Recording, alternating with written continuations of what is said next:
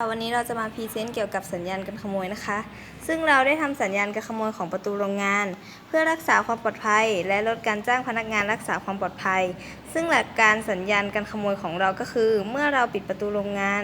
สัญญาณไฟจะขึ้นเป็นสีเขียว แต่เมื่อมีการถูกงัด